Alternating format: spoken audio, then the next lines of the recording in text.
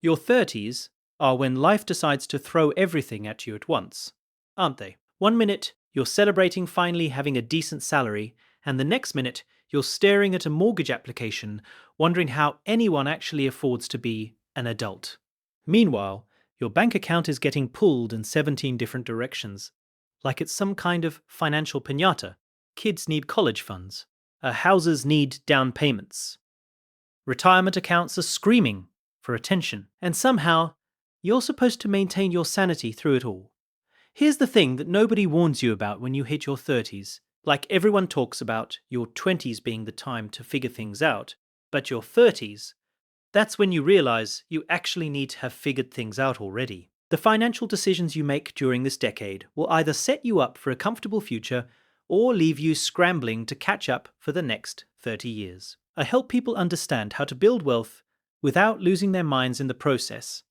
If you're tired of feeling like your money disappears as fast as you earn it, make sure to hit that subscribe button and give this video a thumbs up if it helps you get your financial act together. Now, before we dive into these milestones, let me be clear about something. I'm not here to make you feel bad about where you currently stand financially. Maybe you're crushing some of these goals already, or maybe you're looking at your bank account balance and wondering if you should just give up and become a professional dog walker. Either way, these milestones aren't meant to be judgment calls on your life choices. They're roadmaps to help you navigate what can honestly be a pretty overwhelming decade. The first major money milestone you need to hit in your 30s is eliminating all consumer debt. And yes, I'm talking about getting to zero. Zilch, natada.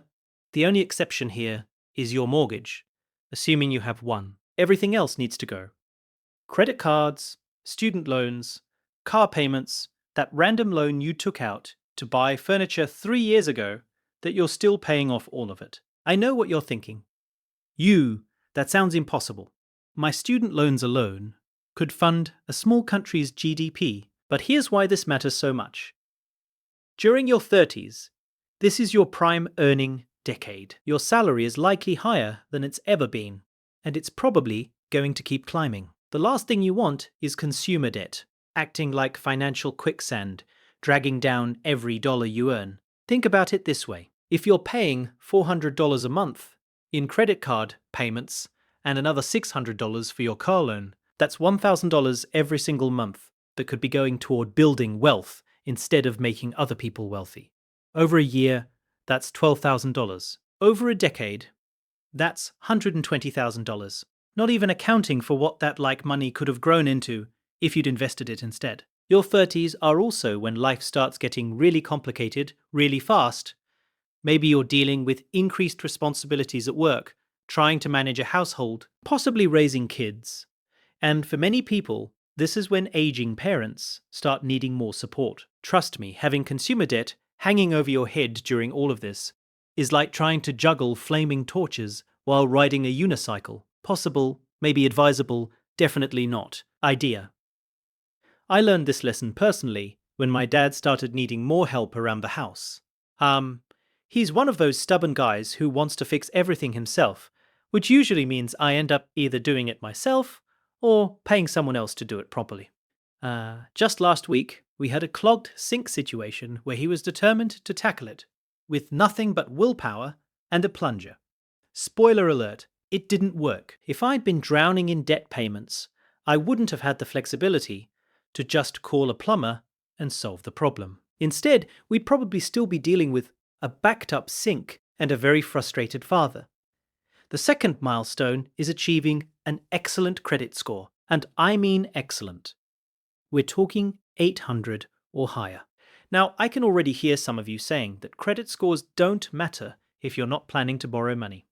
But here's the reality check. Unless you're planning to pay cash for your house, your credit score is going to determine how much that mortgage costs you. Let me put this in perspective with some actual numbers that might make you rethink how important this really is. Let's say you're buying a $400,000 house, which unfortunately isn't exactly mansion territory in most markets.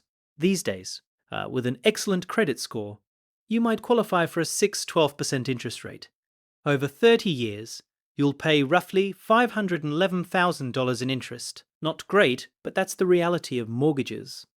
Now, if your credit score is just slightly worse, not terrible, just not excellent, you might be looking at 7% instead. That seemingly tiny half% difference means you'll pay about $558,000 in interest over the life of the loan. That's almost $50,000 more for the exact same house just because your credit score wasn't quite as good. But here's where it gets really painful. According to LendingTree, one late payment that's more than 30 days overdue can drop your credit score by as much as 180 points and stay on your credit report for up to 7 years. Imagine going from a 780 credit score to 600 because you forgot to pay your credit card bill 1 month. That one mistake could literally cost you tens of thousands of dollars in additional interest over the life of a mortgage. The good news is that maintaining an excellent credit score isn't rocket science. Pay your bills on time, every time. Keep your credit utilization below 30%, ideally below 10%. Don't open new credit accounts unless you absolutely need them.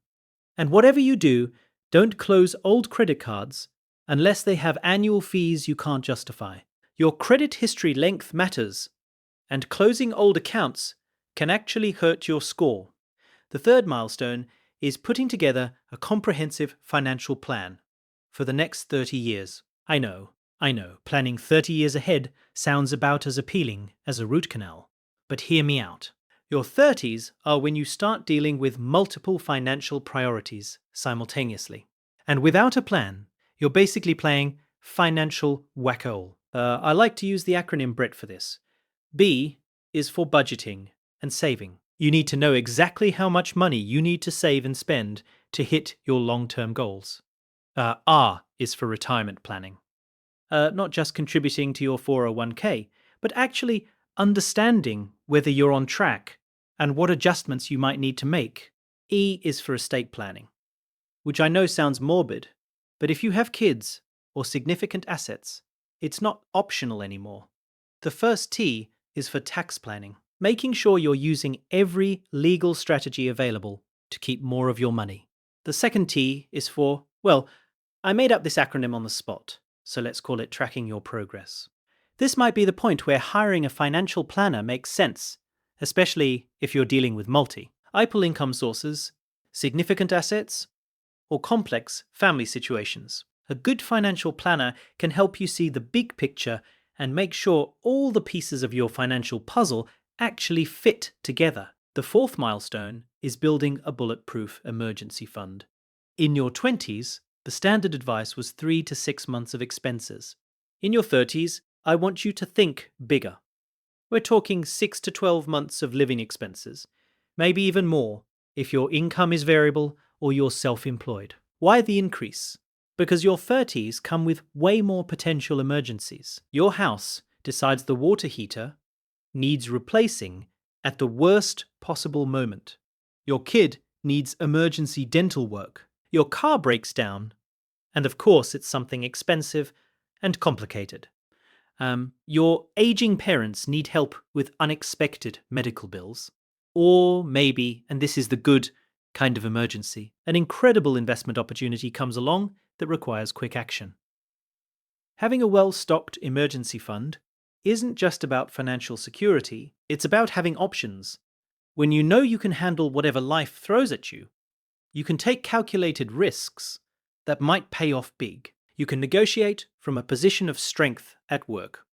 You can help family members when they need it. You can sleep better at night, knowing that a surprise expense won't derail your entire financial plan. The key is keeping this money somewhere it can earn decent interest, but still be easily accessible.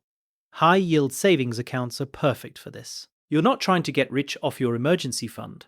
You're trying to preserve your wealth and maintain flexibility. The fifth milestone is having 3 times your annual salary saved for retirement by age 40. According to recent data, the average income for a 40-year-old in the United States is around $62,000, which means you should have roughly $186,000 saved or retirement by the time you hit the big 40. Now, before you panic about whether you're on track, Let me put this in perspective. If you start with that amount at age 40 and continue contributing consistently, retirement calculators suggest you could have over $2 million by the time you're 67. That's the power of compound interest, working in your favor, but only if you give it enough time to work its magic. Here's what's really important. It's about giving compound interest decades by 40 isn't just about the money itself. To understand about this milestone, having a substantial retirement balance to work for you, every year you delay seriously saving for retirement is a year of potential growth you're giving up forever. If you're behind on this goal, don't despair, but do get serious about catching up. You still have 25 to 30 years until retirement, which is plenty of time for compound interest to work, but the math gets harder every year you wait. Look, if you're spending this entire decade focused on one retirement milestone, you might want to consider increasing your contributions before you turn 40. I'm talking about bumping up that percentage every time you get a raise, every time you switch jobs, every time you get a bonus. The difference between saving 15% of your income versus 10% might seem small now, but over 25 years, it's the difference between having enough money to retire comfortably and having to work until you're 75 because you didn't do the math earlier. The sixth milestone is something I call lifestyle inflation immunity. And this one separates the wealth builders from the wealth pretenders. Your 30s are prime time for what economists call lifestyle creep. You know exactly what I'm talking about. You get a raise, so suddenly you deserve a nicer apartment. Your bonus comes through, so obviously you need a fancier car. Your income goes up, and somehow, double your expenses magically rise to meet it, leaving you with the same amount left over as when you were making $30,000 less. I have friends in San Francisco making six figures who are somehow always broke. They're driving $70,000 cars, living in apartments that cost more than most people's annual salaries, and eating out every single night because cooking is apparently beneath them. Meanwhile, they're complaining about not being able to save money. It's like watching someone pour water into a bucket with holes in the bottom and wondering why it never fills up. The secret weapon against lifestyle inflation isn't deprivation, it's automation and awareness. Every time your income increases, automatically direct at least half of that increase towards savings and investments before your brain has time to dream up new ways to spend it. Got a $5,000 raise? Great. Automatically increase your retirement contributions by $2,500 annually. So your future self will thank you and your current self won't even miss money you never had the chance to spend. The seventh milestone might sound morbid, but it's actually one of the most loving things you can do for your family. Getting your estate planning sorted out. I know you're thinking you're way too young to worry about this stuff, but if you have kids, a mortgage, or significant assets, you need basic estate planning documents in place. This isn't about planning for death, it's about planning for life's unexpected curveballs. What happens if you're in an accident and can't make decisions for yourself? Who takes care of your kids if something happens to both you and your spouse? What happens to your house, your retirement accounts, your life insurance? Without proper documentation, these decisions get made by courts and bureaucrats instead of by you. The good news is that basic estate planning isn't nearly as complicated or expensive as most people think. You can get started with simple online tools for basic wills and powers of attorney. Sure, if you have a complicated financial situation or family dynamics that would make a soap opera jealous, you'll want to work with an attorney. But for most people, having something is infinitely better than having nothing. The eighth milestone is one that financial advisors rarely talk about, but might be the most important of all. Investing in your health. Now, before you roll your eyes and click away thinking this turned into a fitness channel, hear me out. Your health is your greatest financial asset, and your 30s are when you either build that asset or start watching it depreciate. Think about it mathematically. The average American spends over $300,000 on healthcare during their lifetime. If you can reduce that by even 20% through preventive care, better nutrition, regular exercise, and not doing stupid things like smoking, you've just saved yourself $60,000. That's not counting the income you don't lose due to sick days, the career opportunities you don't miss because you feel terrible, or the quality of life improvements that come from actually feeling good in your own body. It's like your 30s are also when your metabolism decides to take an extended vacation. I used to be able to eat pizza for breakfast, lunch, and dinner without gaining an ounce. Now I look at a donut and gain 5 pounds. It's like my body is playing some kind of cruel joke on me. But here's the thing.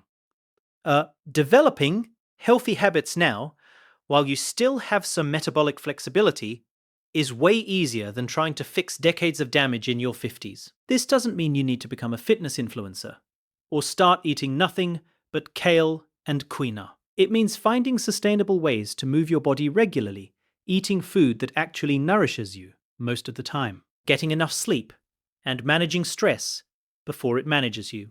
Trust me, the money you spend on a gym membership, quality food, and maybe a trainer is nothing compared to what you'll spend later trying to fix preventable health problems. The 9th milestone is starting to think seriously about your kids' education, assuming you have or plan to have kids. College costs have increased at twice the rate of inflation for the past 30 years, and there's no sign of that trend slowing down. The average cost of a 4-year degree at a public university is now over $40,000 per year when you include room, board, and other expenses. For private schools, you're looking at closer to $70,000 annually. Now, I'm not saying you need to fully fund your child's entire college education, but starting early gives compound interest time to work in your favor. A 529 education savings plan is specifically designed for this purpose, offering tax advantages that can significantly boost your savings over time. Here's the beautiful thing about 529 plans. The money grows tax-free, and when you use it for qualified education expenses, you don't pay taxes on the withdrawals either. Many states also offer tax deductions for contributions. It's like getting a discount on your kid's education just for planning ahead. Even if you can only save $50 or $100 a month, starting when your child is young means that money has 15 to 18 years to grow. And if your kid ends up not needing all the money for college, you can transfer it to another child, use it for yourself, for continuing education, or even roll some of it into a Roth IRA under new rules. The 10th and final milestone for your 30s is developing what I call financial confidence. This isn't about having a specific dollar amount in your accounts. It's about understanding your financial situation well enough to make informed decisions without constant to second-guessing yourself or panicking every time the stock market has a bad day. Financial confidence comes from having systems in place, understanding your numbers, and knowing that you can handle whatever financial challenges come your way. It means you're not lying awake at 3 o'clock in the morning, wondering if you're saving enough for retirement or if you can afford that vacation you've been planning. This is also when having a comprehensive financial plan becomes crucial, not just helpful. You need to understand how all the pieces of your financial puzzle fit together. Your emergency fund, your retirement savings, your kids' education funds, your insurance coverage, your estate planning documents, all of these elements should work together as part of a cohesive strategy. Some people can create and manage this plan themselves, especially if they enjoy diving deep into financial planning spreadsheets and staying up to date on tax law changes. Others benefit from working with a financial planner who can help coordinate all these moving pieces and provide objective advice when emotions start clouding judgment. The key is having a plan that you understand and believe in, one that adapts as your life circumstances change, and one that gives you confidence that you're making progress toward your long-term goals, even when short-term market volatility makes it feel like you're going backward. Your 30s are essentially your financial prime time. You're earning more than you probably ever have before. You have decades for compound interest to work its magic, but you also have more financial responsibilities and competing priorities than ever before. The decisions you make during this decade will largely determine whether your 50s and 60s are spent worrying about money or enjoying the fruits of your earlier discipline and planning. Your 30s don't have to be a Financy, Al disaster movie where you're the star of your own tragedy. These 10 milestones aren't meant to overwhelm you or make you feel like you're behind some imaginary schedule that everyone else seems to be following perfectly. They're meant to give you a roadmap so you can actually enjoy your 40s, 50s, and beyond without constantly worrying about whether you'll be able to afford retirement or if you'll be working until you're 85. The beautiful thing about being in your 30s is that you still have time to course correct if you're behind on some of these goals. Sure, it would have been nice to start earlier, but beating yourself up about past financial decisions is about as productive as trying to drive while looking only in the rearview mirror. It's like So pick one or two of these milestones that resonate most with your current situation and start there. Maybe it's finally tackling that credit card debt, or maybe it's opening that high-yield savings account you've been procrastinating on for 6 months. Small, consistent actions compound, just like your investments.